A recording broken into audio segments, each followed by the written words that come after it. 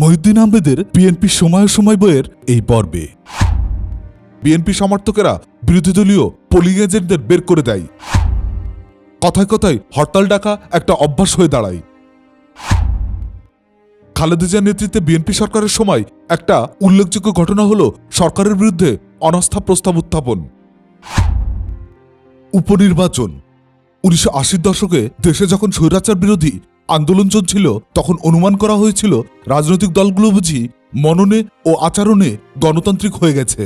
১৯৯১ সালে নতুন করে যখন সংসদীয় গণতন্ত্রের পথ চলা শুরু হলো, জনগণের আশা তিমিরেই থেকে গেল। বিএনপি সরকার তার মেয়াদে কয়েকটি উপনির্বাচনের আয়োজন করে। উপনির্বাচনগুলো প্রশ্নবিদ্ধ হয়। এ নিয়ে অনেক অভিযোগ পাল্টা অভিযোগ উঠে। ১৯৮৬ ও ১৯৮৮ সালের নির্বাচনে ভোটারদের ইচ্ছার প্রতিফলন হয়নি। সবাই মোটামুটি এ ব্যাপারে একমত ছিলেন। ধারণা করা হয়েছিল এরশাদ পরবর্তী জামানায় অবস্থা পরিবর্তন হবে। ভোটাররা নির্বিঘ্নে ভোট দিতে এবং তাদের পছন্দের প্রার্থীকে জয়ী করতে পারবেন। বিএনপি সরকারকে প্রথম পরীক্ষায় নামাতে হলো ঢাকার মিরপুরের একটি আসনের উপনির্বাচন নিয়ে। সাংসদ হারুন রশিদ মোল্লার মৃত্যু হলে তার শূন্য আসনে ২রা ফেব্রুয়ারি ১৯৯৩ উপনির্বাচন হয়। নির্বাচনে বিএনপির প্রার্থীকে জয়ী ঘোষণা করা হলে আওয়ামী লীগের সদস্যরা জাতীয় সংসদ থেকে ওয়াকআউট করেন। আওয়ামী লীগ ১৬টি কেন্দ্রে আবারও নির্বাচনের দাবি করেন। ১৩ ফেব্রুয়ারি প্রধান নির্বাচন কমিশনের বিচারপতি আব্দুর রউফ উপনির্বাচনের ফল বাতিল করে পুনরায় ভোট গণনার আদেশ দেন। দ্বিতীয়বার ভোট গণনার পর ১৫ ফেব্রুয়ারি বিএনপির প্রার্থীকেই বিজয়ী ঘোষণা করা হয়। নির্বাচনের ফল ঘোষণা নিয়ে দৈনিক সংবাদে একটি বিশেষ প্রতিবেদন ছাপা হয়েছিল। প্রতিবেদনের কিছু অংশ এখানে উদ্ধৃত করা হলো।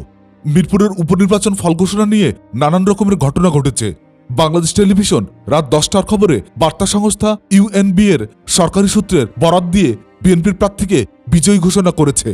রেডিও বাংলাদেশ রাত ১১টার খবরে কারো বরাত না দিয়েই এ খবরই একই খবর দিয়েছে। এদিকে ভয়েস অব আমেরিকা রাত ১০টার খবরে বিভাগীয় কমিশনের বরাতে জানিয়েছেন ভোট গণনা হবে রাত ১২টা পর্যন্ত। রাত ১১:৩০টার সংবাদে এক প্রশ্নের জবাবে নির্বাচন কমিশনারের একটি সূত্র জানায় তারা কোনো প্রার্থীর পক্ষে তখন ফল ঘোষণা করেনি। নির্বাচন কমিশন মিরপুরে অবস্থিত তাদের অস্থায়ী কার্যালয় বরাত দিয়ে সন্ধ্যা ৭:৩০টার মোট ৭৮টি কেন্দ্রের বেসরকারি ফল প্রকাশ করে। সেই ফল অনুযায়ী বিএনপির প্রার্থী সৈয়দ মোহাম্মদ মহসিন পেয়েছিলেন ৫০,৬৭৮টি ভোট।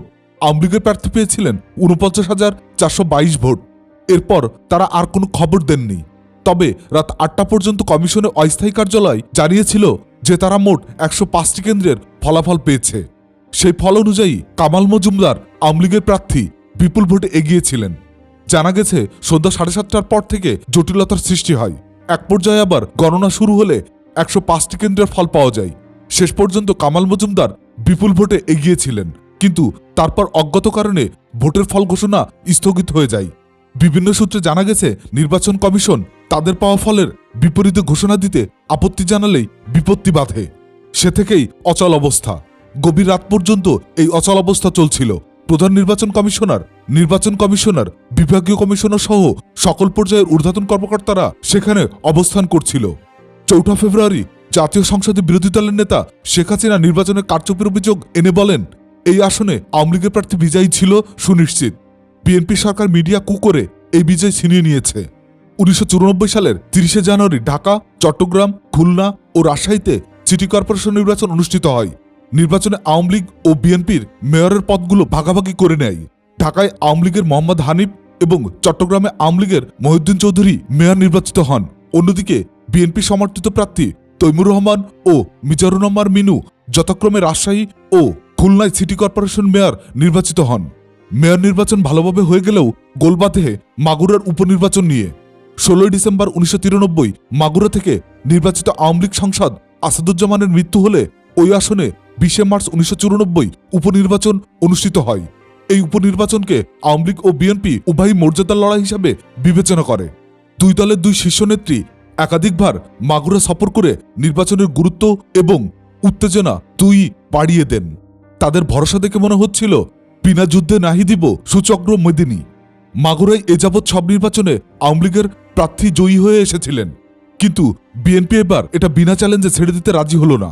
নির্বাচনে বিএনপির প্রার্থী কাজী শামসুল হক কামালকে বিজয়ী ঘোষণা করা হয়। বিএনপির পক্ষ থেকে নির্বাচনের দায়িত্বে ছিলেন মন্ত্রী মজিদুল হক। নির্বাচনে লাগামহীন কারচুপি দেখে তিনি নিজেও বিব্রত হন। নির্বাচনে গোলমাল হতে পারে প্রধান নির্বাচন কমিশনারও এরকম আশঙ্কা করেছিলেন। গণমাধ্যমে এই বিষয়টি এভাবে উঠে এসেছে। গতকাল শনিবার সন্ধ্যায় আকস্মিকভাবে প্রধান নির্বাচন কমিশনার বিচারপতি আব্দুর রউফ মাগুরা ত্যাগ করে ঢাকার উদ্দেশ্যে রওনা হয়েছেন। বার্তা সংস্থা ইউএনবি জানিয়েছে, ঢাকায় রওনা হওয়ার মুহূর্তে বিচারপতি আব্দুর রউফ স্থানীয় সাংবাদিকদের কাছে আজকের উপনির্বাচনের নিরপেক্ষতার ব্যাপারে সংশয় প্রকাশ করেছেন। তিনি বলেন, বর্তমান অবস্থায় আবারও নিরপেক্ষ নির্বাচন আশা করা যায় না বলে আমার ধারণা। পরিস্থিতি সন্দেহজনক নয়। আমি চাই না আমার উপস্থিতিতে কোনো অনাকাঙ্ক্ষিত ঘটনা ঘটুক।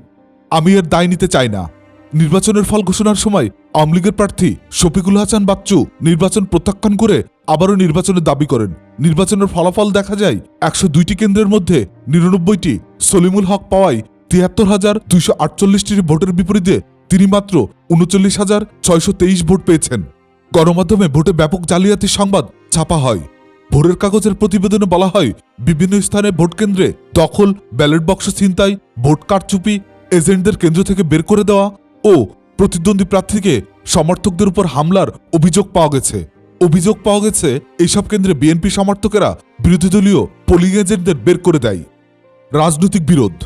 দীর্ঘকাল প্রকাশ্য ও অপ্রকাশ্য সেনা শাসন থাকার পর 1991 সালে সংসদীয় গণতন্ত্রের নবযাত্রা শুরু হয়েছিল। 3 বছরের মধ্যেই সংসদ অকার্যকর হয়ে পড়ে। সংসদীয় মান বজায় রাখার ক্ষেত্রে ঐক্যমতের অভাব, বিশেষ করে বিরোধী দলের লাগাতার অধিবেশন বর্জনের ফলে সংসদীয় ব্যবস্থা হোঁচট খায়। সংসদীয় গণতন্ত্রের জন্য রাজনৈতিক অঙ্গীকার দলগুলোর ঘোষণার মধ্যে শুধু সীমাবদ্ধ ছিল। তাদের আচরণ ছিল সম্পূর্ণ উল্টো। গঠনমূলক রাজনৈতিক অনুপস্থিতিতে সরকার ও বিরোধী দলের মধ্যে দূরত্ব বাড়তেই থাকে। জনগণের সমস্যাগুলোর পাশ কাটিয়ে তারা শুধু বচসা আর ঝগড়ারম্ভেই ব্যস্ত থাকে। সরকারি ও বিরোধী দলের দুটোই এক্ষেত্রে ব্যর্থতার পরিচয় দেয়। কথায় কথায় হরতাল ডাকা একটা অভ্যাস হয়ে দাঁড়ায়। বিরোধী দলের আহ্বানে শুধু 1994 সালেই 14টি হরতাল, 4টি অবরোধ ও 3টি ঘেরাও কর্মসূচি আয়োজন করা হয়েছিল। এর ফলে অর্থনীতি প্রচণ্ড ক্ষতির মধ্যে পড়ে। একটি উদাহরণ দিলেই বিষয়টা আরও পরিষ্কার হবে। 1992 সালের ডিসেম্বর পর্যন্ত জাপানি সাহায্য এসেছিল $125 মিলিয়ন। অথচ 1991 সালে জানুয়ারি-ফেব্রুয়ারি মাসে ডাকা হরতালের ফলে আর্থিক ক্ষতির পরিমাণ ছিল $128 মিলিয়ন। রাজনৈতিক সংকটের অন্যতম কারণ ছিল বিরোধী দলের সঙ্গে কোনো রকম আলোচনা ছাড়াই সরকারের এককভাবে সিদ্ধান্ত নেওয়ার প্রবণতা এবং অন্যদিকে বিরোধী দলের বিরোধিতার জন্য বিরোধিতা করা। খালেদা জিয়ার নেতৃত্বে বিএনপি সরকারের সময় একটা উল্লেখযোগ্য ঘটনা হল সরকারের বিরুদ্ধে অনাস্থা প্রস্তাব উত্থাপন। 1992 সালের 5ই আগস্ট সংসদে সরকারের বিরুদ্ধে মোট 7টি অনাস্থা প্রস্তাব তোলা হয়। প্রস্তাবগুলোর আলাদাভাবে তোলা Awami League, Jatiya Party, Workers Party, JASAD, NAP Muzaffar, CPB ও গণতান্ত্রিক পার্টি। আওয়ামী লীগের পক্ষে প্রস্তাবটি উত্থাপন করেছিলেন সংসদ বিরোধী দলের উপনেতা আব্দুস সামাদ আজাদ। স্পিকার কেবল সামাদ আজাদের প্রস্তাবটি আলোচনার জন্য গ্রহণ করেন। এই প্রস্তাবে বিরাজমান আইনশৃঙ্খলা পরিস্থিতি, সন্ত্রাস ও দেশের নানান সমস্যা সম্পর্কে কয়েকটি অভিযোগ ছিল। প্রস্তাবের পক্ষে আওয়ামী লীগের সংসদ সদস্য ছাড়াও শামসুদ্দোহা, সিপিবি, শেখ আনোয়ার আলী, জামাতে ইসলাম, শাহজাহান সিরাজ, জাসদ সিরাজ ও মওদুদ আহমেদ জাতীয় পার্টির বক্তব্য দেন। স্পিকার প্রস্তাবটি ভোট দিলে তা 186/122 ভোটে নাকচ হয়ে যায়। জামাতে ইসলামের 18 জন সদস্য ভোটে অংশ নেননি। এছাড়া এনডিপি সালাউদ্দিন কাদের চৌধুরী, ইসলামী ঐক্যজোটের সদস্য ও 2 জন স্বতন্ত্র সদস্য অনুপস্থিত ছিলেন। প্রথম দিকে আওয়ামী লীগের দায়িত্বশীল বিরোধী দল হিসাবে ভূমিকা রেখে সংসদে নিজেদের বিকল্প সরকার হিসাবে তুলে ধরার চেষ্টা করে, কিন্তু এই প্রবণতা ছিল ক্ষণস্থায়ী। অচিরেই তারা সংসদীয় ব্যবস্থার সঙ্গে সংগতিহীন নেতিবাচক রাজনীতির পথে পা বাড়ায়। বইটির অডিও বুক নিয়মিত শুনতে চ্যানেলটি সাবস্ক্রাইব করে সঙ্গে থাকুন। ভালো থাকবেন।